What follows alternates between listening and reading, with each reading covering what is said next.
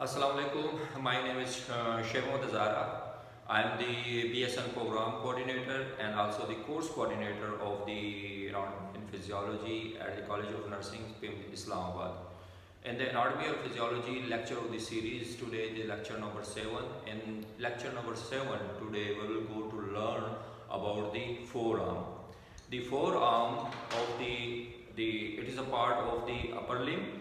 It is the forearm is start from the elbow joint till to the wrist joint. This portion of the upper limb is called the forearm, and the forearm is made up by the two type of the long bone.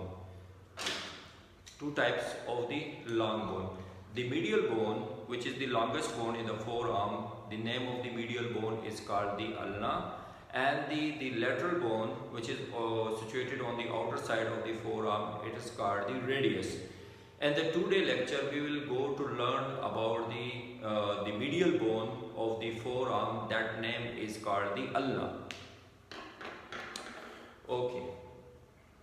Let's come up on in the ulna of the forearm, the medial bone of the ulna. It is again, as I told you earlier in the previous lecture, that the type of it is a type of the long bone. And what is the characteristic of the long bone? The characteristic of the long bone is it has the three parts.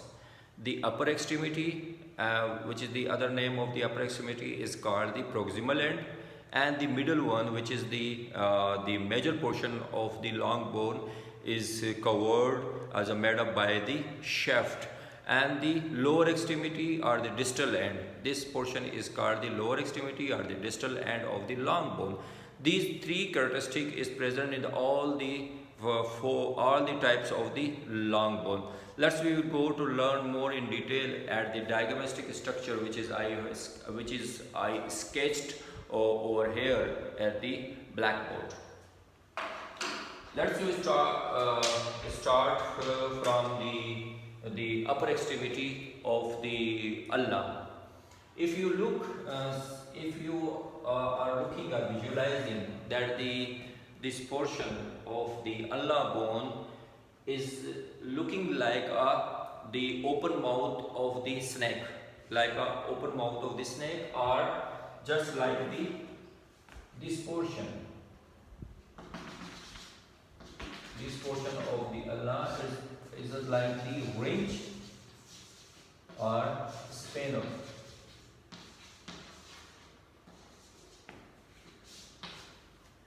The ridge or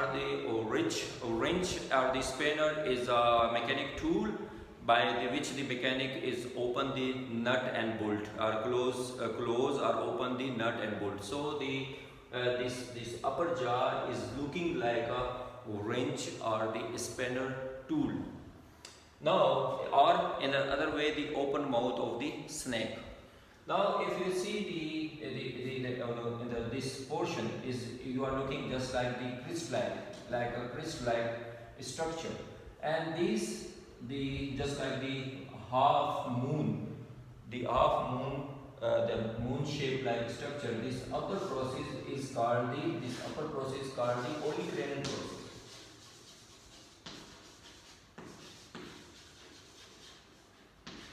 This process is called the olecranon process, which is the superior one and the upper one. And in the middle one and the middle portion, which is concave in shape, this portion is called the trochlear notch. Trochlear notch. This one. This concave in shape, which is present on the interior side, this is called the trochlear notch. And the lower one, another process is here. This lower one is called the pronoid process. Pronoid process. This lower one is called the pronoid process, and the upper one is called the olecranon process. And then the concave shape, which is present inside of both the process, this is called the trochlear notch. Okay, if you will see at the just below of the pronoid process, is a tubercle is here, and this portion is a tubercle is here. This is ulnar tuberosity. This portion is called the ulnar tuberosity. This the projection which is present on the interior side just below of the coronoid process. This tubercle or the projection is called the ulnar tuberosity. Now we will come up on the interior side of the ulnar portion or the proximal portion of the ulna from the interior view. So the same one, this one is called the olecranon process. The same one, olecranon process, and this portion is called the coronoid process. This one, the lower one, the same one, this one is called the coronoid process, and the upper one is the olecranon process.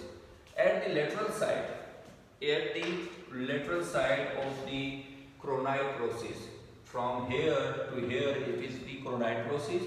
At the lateral side of the coronoid process is a notch is here, which is this notch is the responsible to make the articulation with the head of the radius. This is the head of the radius, this one the head of the radius, and this is the notch is here, and this notch is called the radial notch.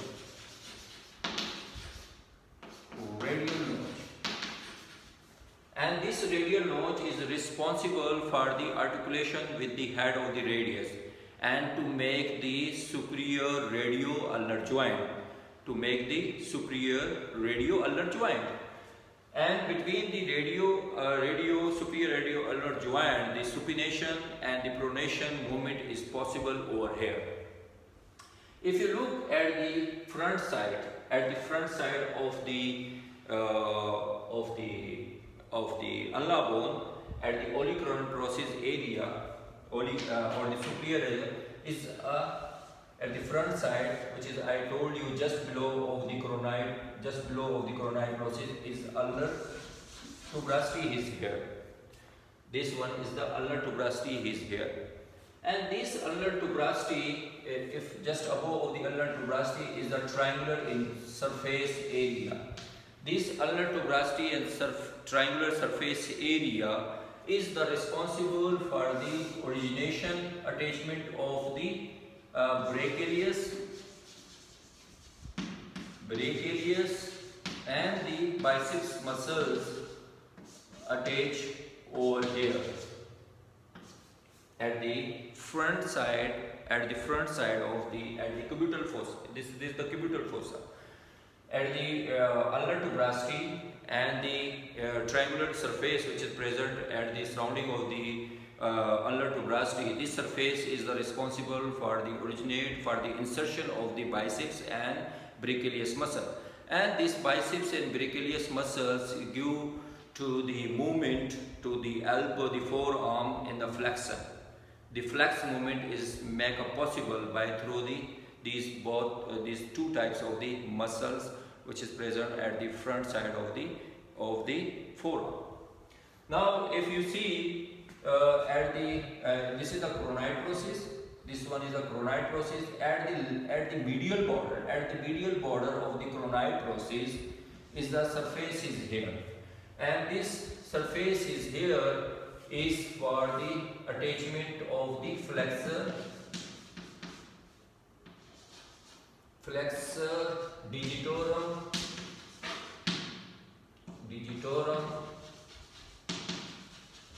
flexor digitorum and superficialis muscles. At the medial border of the coronoid process is a surface area, and this surface area is for the attachment of the flexor digitorum superficialis muscle. And just below of this flexor digitorum superficialis muscle is another area. This is a ridge over here at the medial side. The ridge is a oblique, is a line is there. That's called the oblique line. and on this oblique line is the for attachment of the pronator teres muscle. Pronator teres muscle. This pronator teres muscle is the responsible for the pronation movement between the ulnar and radial joints. If you will come up on the shaft of the ulnar bone on the interior surface, the two-third portion of the interior surface of the ulnar bone on the at the shaft is this area. This mostly is area is for the for the attachment of the flexor digitorum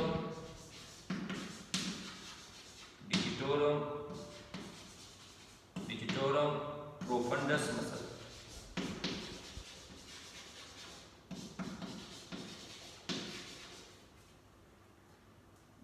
The interior surface of the ulna of which is two-third surface area is for the attachment of the flexor digitorum profundus muscles. Now we will go at the lower side of the interior surface. This is the distal end of the ulna. In the distal of the head of the distal end of the ulna is the rounded in structure is present here, and this rounded in structure is present. This is called the head of the ulna. Head of the ulna bone. The head of the ulna bone, as compared of the radius, the head of the ulna bone is present on the lower side, on the lower extremity, on the distal end portion. And in the radius bone, the head of the radius is present on the proximal end, on the upper extremity. So they are the vice versa on the towards each other. So this rounded structure is called the head of the ulna, and this, if you are looking here, is the stick-like structure which is present at the medial posterior portion. Which is present at the medial posterior portion. This stick-like structure is called the styloid process. Styloid process. This portion is called the styloid process. Just had this area above of the head of the ulna and the styloid process. This portion which is narrow in structure, and this is called the neck of the ulna bone. This is the neck of the. This is called the neck. Yeah, neck of the ulna bone. And just above of the neck of the ulna bone, at the lower side of the lower extremity is another surface area. All the surface area is again for the attachment of another muscle, and this muscle is called the pronator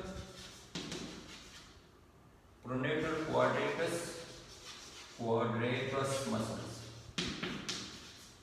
This area is responsible for the attachment of the pronator quadratus muscle. Again, the pronator quadratus muscles is responsible for the attachment of the pronation. Now, at the lateral side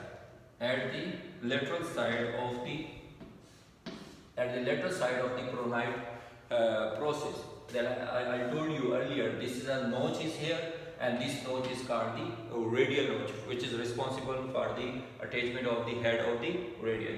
Just below of the radial notch is a crest-like, is a rough line over here at the just below of the radial notch or the lateral side. This area is responsible. This area, this crest-like, is called the supinator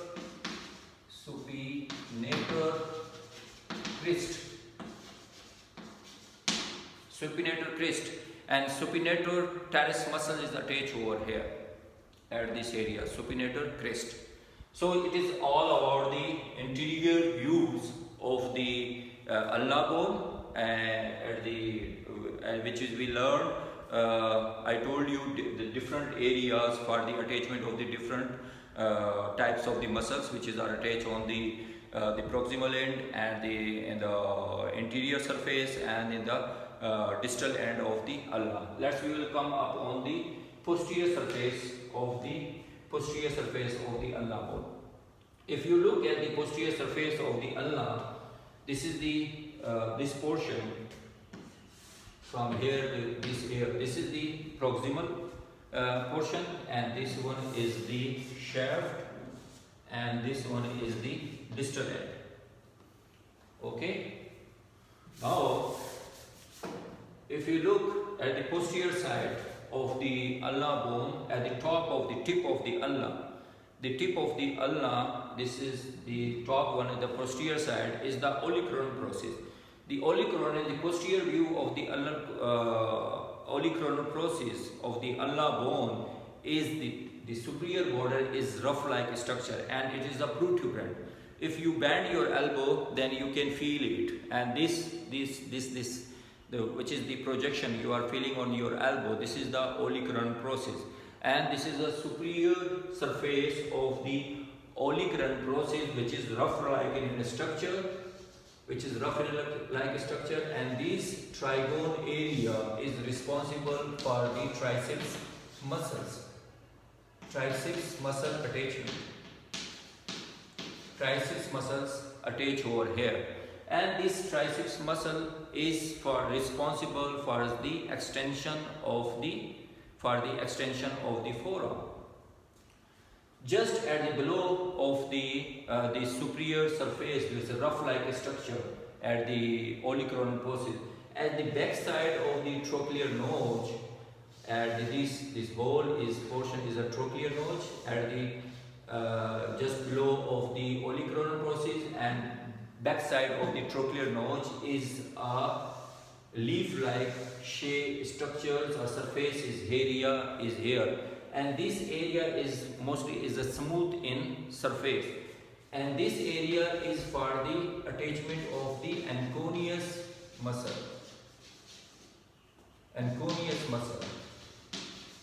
This area on the posterior side of the trochlear notch is responsible for the attachment of the anconeus muscle. If you will go, and now we come up on the shaft of the ulna bone on the posterior side. At the interosseous, this is the interosseous border. This one, the sharp one, which is present on the lateral side. It is also called the lateral border also. It has two names. You can call the lateral border of the ulna bone, but the interosseous membrane is attached over here, so it is sharp in structure, so it is called the interosseous border. At the top of the interosseous border, this surface area is responsible for the flexor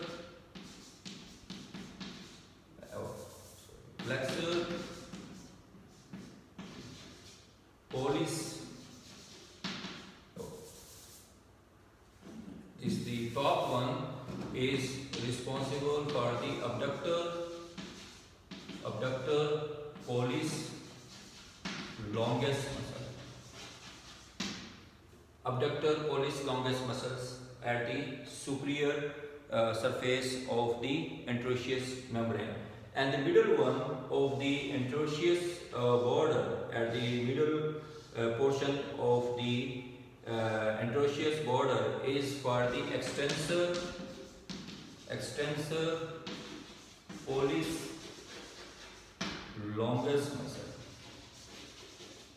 Extensor pollicis longus muscle, the middle portion of the interosseous border. Just at the lower side of the interosseous border, the lower portion of the interosseous border, is another muscle is attached over here, the third one. This area is for the extensor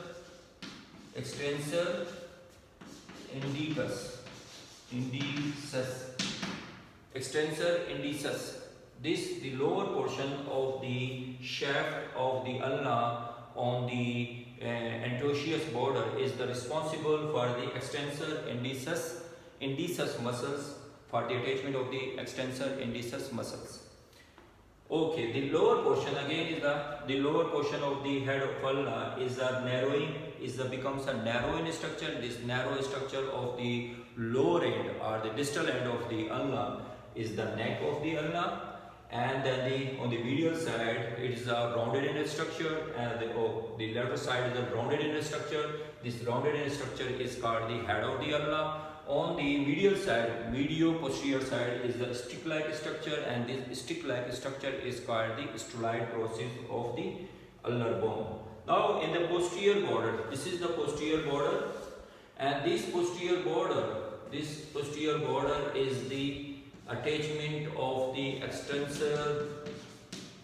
extensor longus muscle, and then the extensor digitorum muscles. Extensor digitorum longus muscle is attached for this posterior line of the ulnar bone. So this is the all about the of the ulnar bone, which is we learned on the diagrammatic structure of the ulnar bone.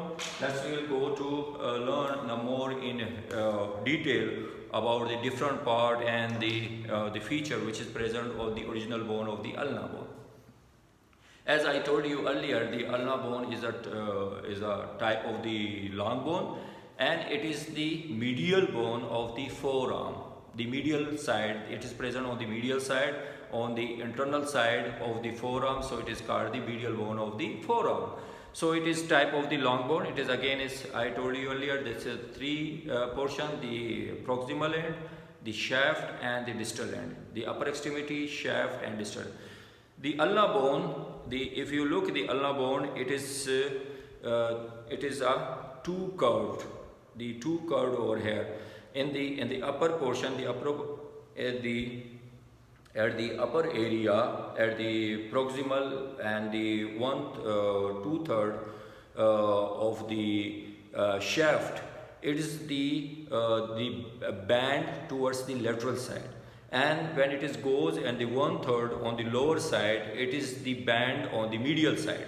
So it is a two curve, little bit two curve, which is making on the upper 2/3 on the lateral side, and 1/3 is on the medial side, band on the medial side. So in the if you look at the upper portion of the ulnar bone, let's look at the lateral view of the proximal end of the ulna. As I told you, this portion of the ulnar bone or the proximal is look like the wrench or the spanner is a mechanic of the mechanic tool, which is the mechanic are mostly used for the closing or opening of the nut and bolt. So this is a concave in shape, which is looking over here, the concave shape from the interior side, and this just like the open mouth of the snake.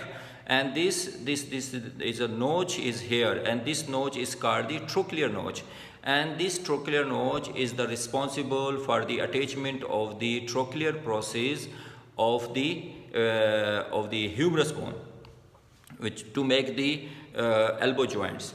Now in the trochlea, if you see in the trochlea, it is a two surface. The one is called the medial portion, is from the middle one is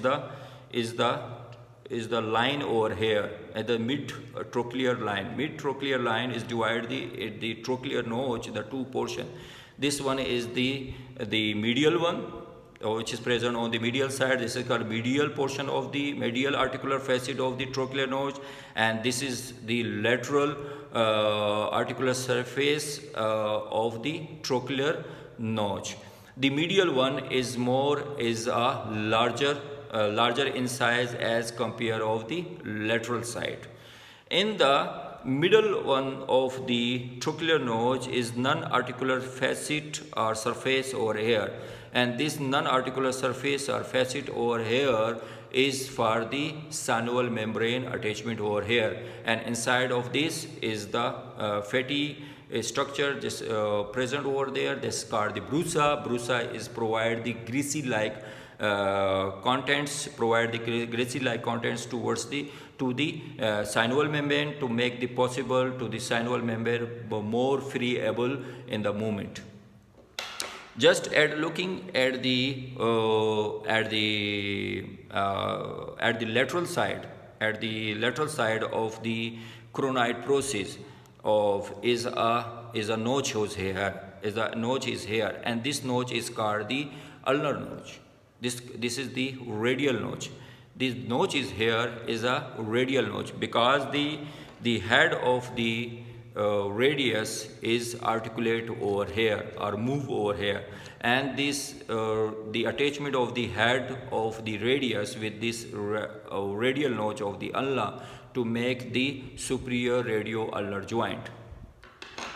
If you look at the front side of the ulnar bone, just below of the choronoid process of the ulna, this is a triangular in shape and rough in structure, is a tubercle over here. Just below of the choronoid process is a tubercle is here. This is called the ulnar tuberosity. And this ulnar tuberosity and this surface, the triangular surface, is for the attachment of the brachialius muscle and the biceps muscles over attached over here. And these brachialius and biceps muscles give the flexion to the elbow joint.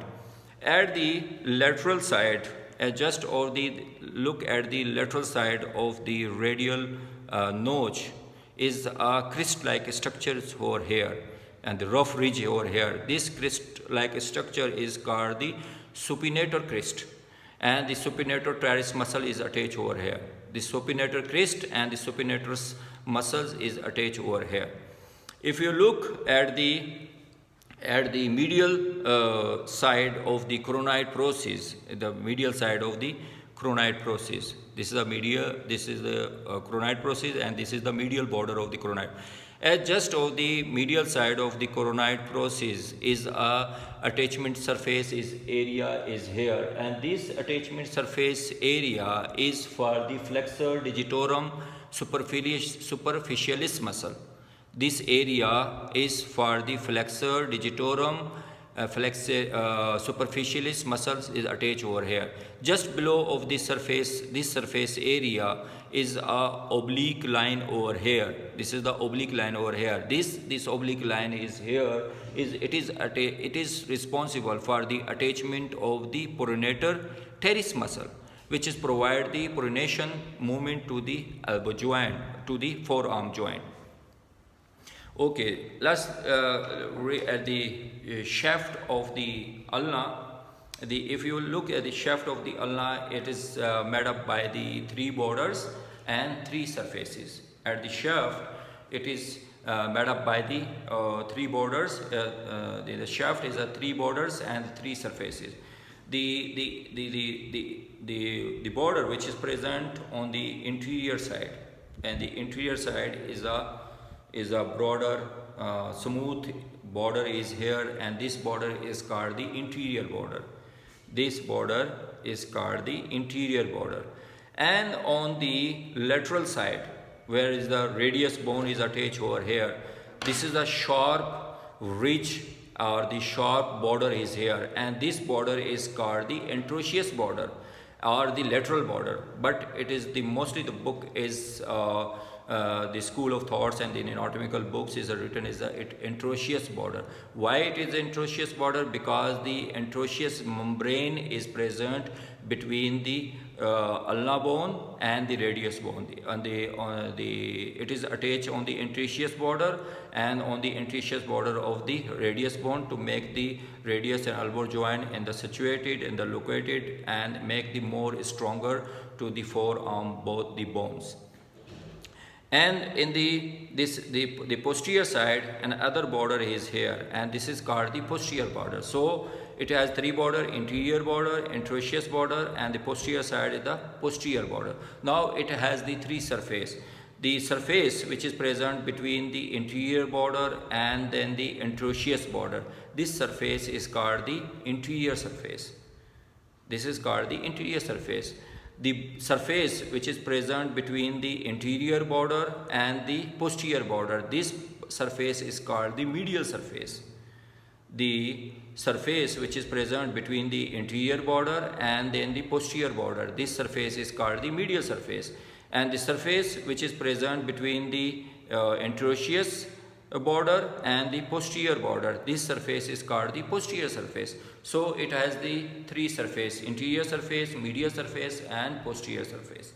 Now we will come up on the shaft. In the shaft, I told you earlier, at the 2/3 portion of the interior surface, the 2/3 portion of the interior surface of the ulnar bone is responsible for the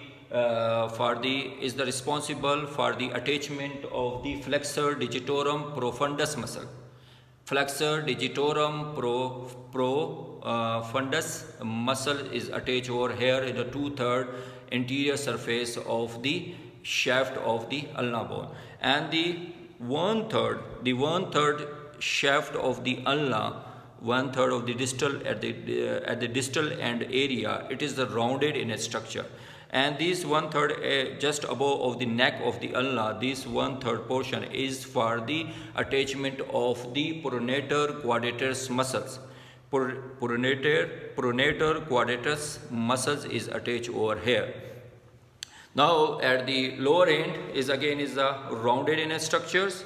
If you see in the rounded in structure, this rounded in structure which is present at the distal end area, this is called the head of the ulna, and at the medial side of the head of the ulna is the stick-like structure, and this stick-like structure is called the styloid process. Between the head of the ulna and the stick-like structure is a groove over here, and this groove is for the extensor ulnaris muscles or tendon pass from here. So this is the groove for the extensor ulnaris muscles. The tendon of the extensor ulnaris muscles is passed through from here. Now on the lateral side of the head of the ulna, this lateral side of the head of ulna is the articular facet is here, and this articular facet is for the attachment of on the ulnar notch at the radius bone. The ulnar notch at the radius bone. Now we will come of the posterior side of the ulnar bone. This is all the feature which were present on the interior side of the interior side and the proximal end and the distal end of the ulnar bone. We will come up more in detail about the posterior view of the ulnar bone. Now in the posterior side, I told you earlier at the diagrammatic structures that this is the portion is called the proximal end, and this is the top one. This portion, the top one is the olecranon process. At the top one, at the superior border of the olecranon process is a rough-like structure, and this is a protuberant area. This protuberant area, when you bend your elbow, then you can feel it. This is the rough crest region which is present at the superior border of the olecranon process, and this superior border, which is rough like in structure, is the responsible for the attachment of the triceps muscle. The triceps muscles is give the extension to the elbow joint, to give the extension to the forearms. Just at the below of this rough like structure at the posterior side of the trochlear notch is a triangular in shape and smooth in structure. This triangular and leaf-like structure of the posterior border of the trochlear notch is responsible for the aconius muscle. Responsible for the attachment of the aconius muscle. Just at the posterior view of the anterosseous border, if you looking at the posterior side of the border of the anterosseous border, we have the three surface area, and these three surface area for the three different type of the muscle attachment. The top one, the top portion of the anterosseous membrane is for the attachment of the abductor pollicis longus muscle.